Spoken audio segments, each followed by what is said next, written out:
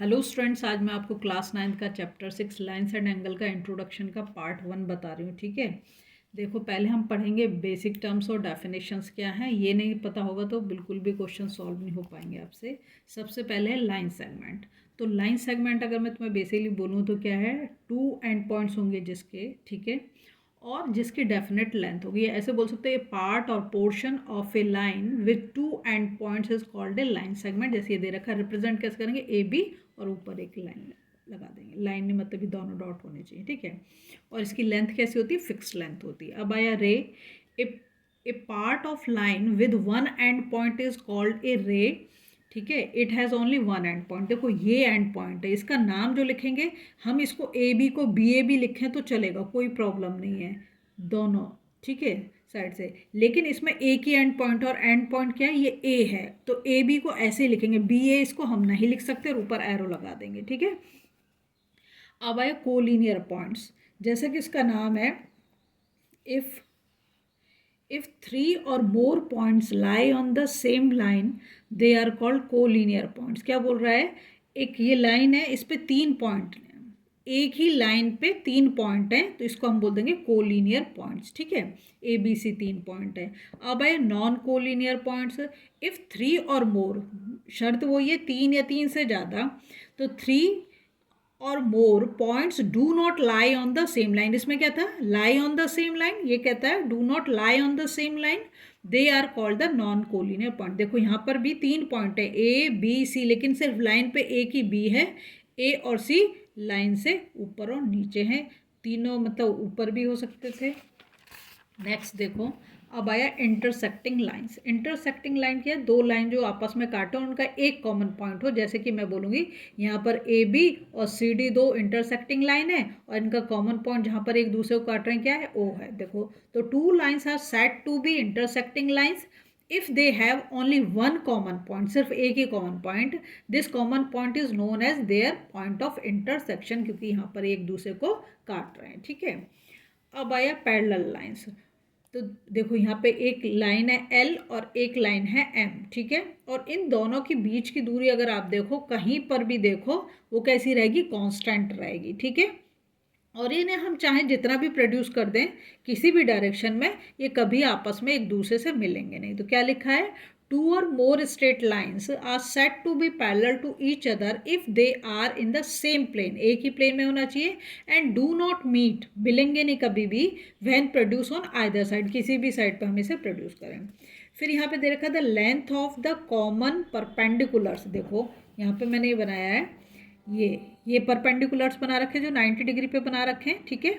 तो कहता है the lengths of the common perpendiculars at different point, अलग अलग पॉइंट पे on these parallel lines are the same, this equal length is called the distance between two parallel line. देखो यहाँ पर अगर तुम देखो, ये दो पैरेलल लाइन्स हैं, और इन दोनों पैरेलल लाइंस पे ये 90 डिग्री यहाँ पर परपेंडिकुलर बनाना, यहाँ पर, तो इन सब की जो बीच वाली डिस्टेंस है वो कैसी होगी, इक्वल होगी, ठीक है।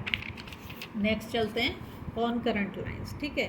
थ्री और मोर लाइंस, ध्यान से सुनोगे क्या बोल रहे हैं, तीन या तीन से ज़्यादा lines are said to be concurrent if all the lines pass through the same common point. देखो यहाँ पर एक लाइन है ए बी, एक है सी डी और एक है ई एफ, ठीक है, और इनका कॉमन पॉइंट क्या, ओ।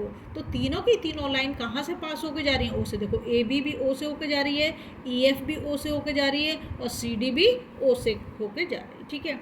अब आया एंगल, बहुत ही इंपॉर्टेंट है इस चैप्टर में। Angle, an angle is formed when two rays originate from the same end point. देखो यहाँ पर ये एंड पॉइंट है ओ, ठीक है, और एक रे हो गई ओ बी और एक रे हो गई ओ ए, तो सेम पॉइंट, और इसको हम क्या बोल देते हैं, वर्टेक्स से दो रेज निकल के जा रही हैं, ठीक है। Originate from the same end point, the rays making an angle are called the arms of the angle, and the end point is called the vertex of the angle. ये तो एंड पॉइंट, इसको तो हमने बोल दिया vertex, और ये ओ B क्या हो गया, रे, और ओ ए भी क्या हो गया, रे हो गया। और वैसे हम इसको क्या बोल सकते हैं, आर्म्स बोल सकते हैं, ओ बी आर्म हो गई और एक ओ ए आर्म हो गया, ठीक है। अब आया टाइप्स ऑफ एंगल, कितने तरीके के एंगल हैं जो तुम्हारी एक्सरसाइज सॉल्व करने में मदद करेंगे। सबसे पहले तो राइट एंगल, ये तुम बहुत अच्छे से जानते हो। An angle whose measure is 90 degree is called a right angle. देखो साइन ऐसे बनाएंगे, जैसे स्क्वायर होता है ऐसा साइन बनाएंगे, और इसका फिक्स्ड है तो 90 डिग्री ही होगा राइट एंगल, ठीक है।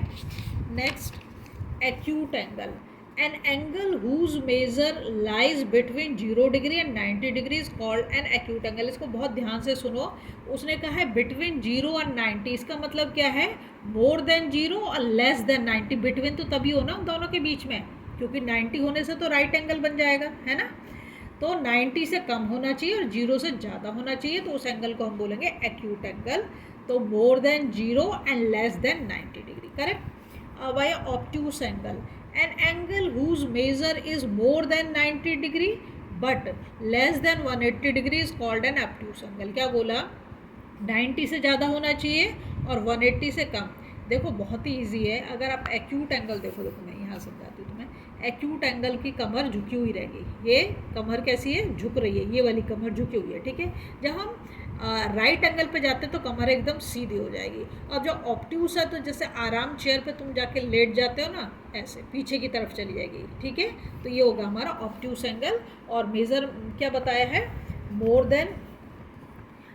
देन 90 डिग्री और लेस देन 180 डिग्री, ठीक है। अब आया straight angle, an angle whose measure is 180 degree is called a straight angle. जैसे कि लाइन कैसी बन रही है, स्ट्रेट बन रही है, तो ये एंगल ए ओ बी क्या हो गया, स्ट्रेट एंगल, और मेजर कितना है 180। जैसे तुम्हारा राइट एंगल फिक्स है 90 डिग्री, ऐसे स्ट्रेट एंगल भी फिक्स है, कितना होगा 180 डिग्री होगा, है ना। अब आया reflex angle, an angle whose measure is more than 180 degree but less than 360। 180 से ज़्यादा होना चाहिए लेकिन 360 से कम होना चाहिए, is called A reflex angle. देखो ऐसे बनाओगे, ये देखो अगर इस लाइन को मैं सीधा बना देती तो 180, लेकिन ये नीचे की तरफ आ गई और ये बाहर की तरफ जो एंगल है ये रिफ्लेक्स एंगल है। तो देखो ये 180 से तो ज़्यादा है लेकिन 360 से कम है, ठीक है। तो एंगल क्या बोलेंगे इसे, ए ओ बी, ठीक है। अब आया complementary angles, two angles whose sum is 90 degree. दो एंगल जिनका सम कितना हो, मतलब addition 90 degree, are called complementary angle. Two complementary angles are called the complement of each other. देखो यहाँ पे मैं एग्जांपल ले रही हूँ तुम्हें, यहाँ पर देखो एक एंगल है ए ओ सी, दिखाई दे रहा है, एंगल ए ओ सी कितना मेजर दे रखा है 65, और यहाँ पे देखो एक एंगल है बी ओ सी, ये कितना 25। अगर मैं इन दोनों एंगल को ऐड कर दूँ, मतलब 65 डिग्री प्लस 25 डिग्री, तो कितना आ जाएगा 90 डिग्री। यही कहते हैं कि कॉम्प्लीमेंट्री एंगल का सम कितना होता है 90 डिग्री। अब पूछा जाए तुमसे बी ओ सी का कॉम्प्लीमेंट एंगल क्या होगा, कॉम्प्लीमेंट एंगल बी ओ सी का, तो तुम बोल दोगे कि 65 डिग्री होगा। और पूछा जाए ए ओ सी का कॉम्प्लीमेंट एंगल क्या होगा, तो तुम बोलोगे 25, 65 में जब 25 ऐड करोगे तभी 90 होगा। तो यहाँ पे वही लिखा है, angle whose measure are 65 degree and 25 are complementary angles. 65 is the complement of 25 and vice versa. देखो जरूरी नहीं कि 65 25 कुछ भी नंबर ले सकते हो यहाँ पर उसका सम कितना आना चाहिए 90 डिग्री आना चाहिए, बस इतनी सी बात है। अब आया सप्लीमेंट्री एंगल्स। सप्लीमेंट्री एंगल्स है two angles whose sum is 180 degree are called supplementary angle. देखो यहाँ पर मैंने बनाया, इसको एक नाम दे देते ए ओ बी, ए ओ बी मैंने बनाया। देखो एंगल ए ओ सी कितना दे रखा 110, और एंगल बी ओ सी कितना दे रखा है 70 डिग्री। और जब हम इन दोनों को ऐड कर दें 110 प्लस 70 तो कितना हो गया 180 डिग्री हो गया। 180 डिग्री हो गया तो क्या बोलेंगे सप्लीमेंट्री एंगल है। तो अगर पूछा जाए कि एंगल ए ओ सी का सप्लीमेंट क्या होगा, क्योंकि ये 110 है तो 70 होगा, और पूछा जाए बी ओ सी का सप्लीमेंट एंगल क्या होगा, ये 70 दे रखा तो ये कितना हो जाएगा 110 हो जाएगा, ठीक है। मतलब सीधी सी बात है कि दोनों एंगल का सम कितना आना चाहिए 180 डिग्री आना चाहिए। अगर 180 डिग्री आ रहा है तो उसे हम बोल देंगे सप्लीमेंट्री एंगल्स, ठीक है। नेक्स्ट देखो, अब आया पेयर्स ऑफ एंगल, ये बहुत ही इंपॉर्टेंट है। एडजेसेंट एंगल, इसमें बच्चे बहुत ज़्यादा गलतियाँ करते हैं। देखो बहुत इजी है, एक बार ध्यान से फिगर को देखो और जो मैं बोल रही हूँ उसे ध्यान से सुनो। टू एंगल्स आर एडजेसेंट, कब होंगे दो angle adjacent, if they have a common vertex. अब देखो इसको देखो, तुम इस फिगर को देखो, कॉमन वर्टेक्स है यहाँ पर बी, वर्टेक्स तो तुम्हें अभी पीछे मैंने बताया था, ये क्या है, बी क्या है, कॉमन वर्टेक्स, ठीक है। They have a common arm, और कॉमन आर्म जो है ये हो गई बी डी, क्या हो गई, बी डी हो गई कॉमन आर्म, ठीक है। उसके बाद their non common arm, so non common arm क्या हो गई, एक तो बी सी हो गई और एक ए बी हो गई, है ना। Are on the different side, देखो ये इस साइड पे जा रहा है, ये इस साइड पे जा रहा है, of the common arm. Common arm क्या थी, बी डी। फिर एक बार समझो बहुत अच्छे से, एडजेसेंट एंगल क्या होगा, they have a common vertex, तो कॉमन वर्टेक्स तो हो गई ये बी, जहाँ से दो क्या तीन रेज हो रही है, पर यहाँ पे हम बोलेंगे, ठीक है। तो एक तो कॉमन वर्टेक्स हो गया, they have a common arm, तो कॉमन आर्म हो गई ओ बी डी, ठीक है। अब तुम पूछोगे कि कैसे कॉमन आर्म, देखो अगर तुम लिख रहे हो एंगल, इस वाले एंगल का नाम लिखो तो क्या लिखोगे, ए बी डी, और इस वाले एंगल का नाम लिखोगे क्या लिखोगे, सी बी डी। तो देखो जब तुमने ए बी डी लिखा तब भी बी डी आया, और जब तुम सी बी डी लिख रहे हो तब भी बी डी आ रहा है, तो दोनों में अगर कोई चीज़ आ रही तो कॉमन तो वही हो गई ना, ठीक है। और डिफरेंट आर्म जो है, नॉन कॉमन आर्म क्या हो गई, बी सी और ए बी, क्योंकि दोनों अलग अलग उसमें जा रहे हैं, ठीक है। तो angle A B D, angle A B D and angle D B C कैसे हैं, ये दोनों के दोनों एडजेसेंट एंगल, एडजेसेंट एंगल्स, ठीक है। अब देखो लीनियर पेयर ऑफ एंगल्स, जैसा कि नाम है क्या है, लीनियर पेयर, लाइन से बन रहा है। टू एडजेसेंट एंगल, यहाँ पर भी एडजेसेंट एंगल की बात हो रही है, मतलब आपको वो तो पहचानना आना ही चाहिए।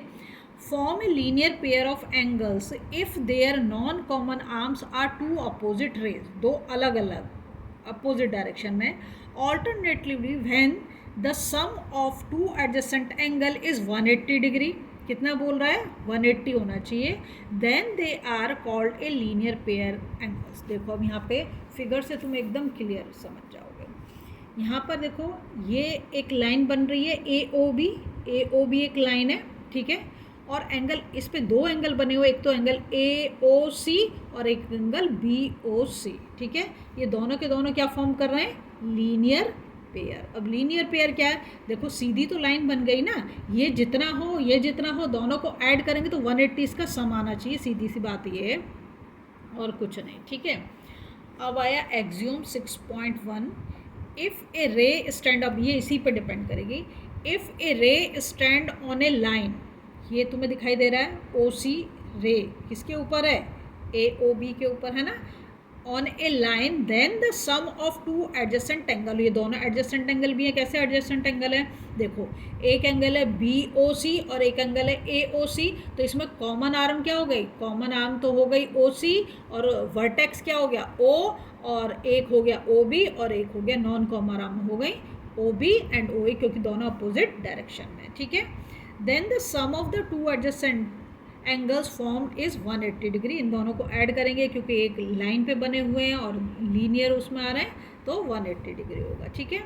दूसरी एक्सूम देखो, एक्सूम 6.2 क्या कहता है, if the sum of two adjacent angle, क्या बोल रहा है, if the sum of two adjacent angle is 180 degree, then the non common arms of the angles form a line. तो देख लो यहाँ पर दोनों नॉन कॉमन आर्म क्या बना रहे हैं, एक लाइन ही तो बना रहे हैं, ठीक है। These two exome together constitute the linear pair exome. अभी हम पहले बने, एक चीज़ याद रखनी है, with the help of the linear pair exome it can be prove that, देखो क्या प्रूव कर सकते हैं, द सम, इस पे तुम्हारे क्वेश्चन बेस्ड होंगे, the sum of all the angles on the same side of a line, बहुत ध्यान से सुनो क्या बोल रहा है, the sum of all the angles of the same side of a line at given point is 180 degree.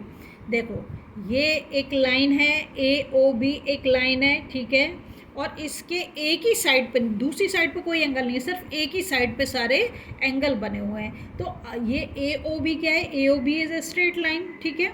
अब अगर मैं इन सारे एंगल को ऐड करूँ, जैसे ए ओ पी एक एंगल हो गया हमारा ए ओ पी, दूसरा एंगल हो गया पी पी ओ क्यू, फिर तीसरा एंगल हो गया हमारा क्यू ओ आर, और चौथा एंगल हो गया बी ओ आर, ठीक है। देखो एक एंगल ए ओ पी, दूसरा एंगल पी ओ क्यू, तीसरा एंगल क्यू ओ आर, और चौथा एंगल बी ओ आर, कोई जरूर नहीं ऐसे लिखो, ऐसे भी लिख सकते हो आर ओ बी, ठीक है। तो इन चारों एंगल को कितने भी हो सकते हैं, 3 भी हो सकते हैं, 4 भी हो सकते हैं, 5 भी हो सकते हैं, लेकिन सबका सम कितना आएगा 180 डिग्री। क्या बना रहा है, एक लीनियर उस पर लाइन पे बने हुए हैं, स्ट्रेट लाइन है, तो स्ट्रेट लाइन एंगल कितना होता है 180 डिग्री। ठीक है, नेक्स्ट देखो इसी का, the sum of all angles about a point is 360 degree. यहाँ पर एक पॉइंट आपको ओ दे रखा है और ये बाकी के एंगल दे रखे हैं। अब यहाँ पर देखो, यहाँ पर शर्त थी कि सेम साइड पे ही होने चाहिए सारे के सारे, पर यहाँ पर ऐसी कोई शर्त नहीं है। यहाँ पर वो कहता है the sum of all angle about a point, point मैंने ओ ले लिया, इस 360। अब देखो जब मैं इसे करूँगी तो मैंने एक एंगल ले लेती हूँ, यहाँ से मैं एंगल एफ ओ सी, ये लिया एफ ओ सी। यहाँ पर मैंने फिर यहाँ से लिया एंगल सी ओ बी, ठीक है, फिर लिया एंगल बी ओ ए, फिर मैंने एंगल लिया एंगल ए ओ ई, फिर मैंने एक एंगल लिया एंगल डी ओ ई। कितना होगा 360। देखो कंप्लीट एंगल कितना होता है 360 होता है ना, तो हमने सारे के सारे एंगल को ऐड कर दिया तो कितना आ गया 360। ठीक है, सारे एंगल को ऐड कर, तुम चाहो यहाँ से भी शुरू कर सकते A O B, B O C, C O F और एफ ओ डी और D O F, D O E और ई ओ ए। जहाँ से तुम्हारा मन करे वहाँ से शुरू कर सकते हो। तो जितने भी एंगल हैं एक पॉइंट के उस पर बने हुए, उस सब का सम कितना होगा 360 डिग्री। ये तुम्हें याद रहना चाहिए। अब आते हैं, अभी हमने एक पढ़ा था क्या, यहाँ पर हमने पढ़ा था एडजस्टेंट एंगल। ठीक है, एडजस्टेंट एंगल के बाद हमने पढ़ा लीनियर पेयर ऑफ एंगल। ठीक है, अब हम पढ़ेंगे vertically opposite angles. Vertically opposite angle में बहुत ही इजी है, कैसे समझोगे, two angles are called a pair of vertically opposite angles if their arms form two pair of opposite ray. देखो यहाँ पर देखो, ये x बनेगा, क्या बनेगा x बनेगा, x बनेगा, तो यहाँ पर ये वाला एंगल, ये वाला एंगल, ये वाला एंगल कैसा होगा इक्वल। तो यहाँ पर जो एंगल बना है इसको मैं लिख सकती हूँ ए ओ सी, क्या लिखूँगी यहाँ पे लिख देती हूँ, चलो एंगल ए ओ सी, ये वाला लिया मैंने। इसके अपोजिट क्या है एंगल बी ओ डी या डी ओ बी, किसके एंगल डी ओ बी। देखो ये वाला एंगल लिया मैंने, ठीक है, ये इसके इक्वल है। और दूसरा एंगल क्या होगा एंगल ए ओ डी, ये वाला एंगल ए ओ डी किसके बराबर होगा एंगल सी ओ बी के, किसके एंगल सी ओ बी। हमेशा याद रखो जब भी x बनेगा तो two pair of vertically opposite angles हमें मिलेंगे। ठीक है, अब देखो theorem 6.1, if two lines intersect each other then the vertically opposite angles are equal. क्या कह रहा है, if two lines intersect each other. यहाँ पे देखो एक लाइन है ए बी और एक लाइन है सी ओ डी, एक लाइन हो गई ए बी, एक हो गई सी डी। ठीक है, तो ये दोनों लाइन एक दूसरे को काट रही हैं, किस पॉइंट पे ओ पे काट रही हैं। ठीक है, तो if two lines intersect each other then the vertically opposite angles are equal. यहाँ पे दे दिया एंगल ए ओ सी, ये वाला लेंगे, angle A O C is equal to angle B O D, इस वाले एंगल के। और दूसरा क्या होगा एंगल ए ओ डी, ये रहा एंगल ए ओ डी किसके बराबर एंगल बी ओ सी के। अभी तुम्हें ऊपर मैंने बताया। ठीक है, अब मैं सेकंड पार्ट में तुम्हें बताऊंगा, तुम्हारी 6.1 एक्सरसाइज से कंप्लीट हो जाएगी। अगर आपको पसंद आ रहा है प्लीज़ लाइक शेयर सब्सक्राइब जरूर करें, फॉलो जरूर करें, कम से कम अपने एक फ्रेंड के साथ तो जरूर ही शेयर करें।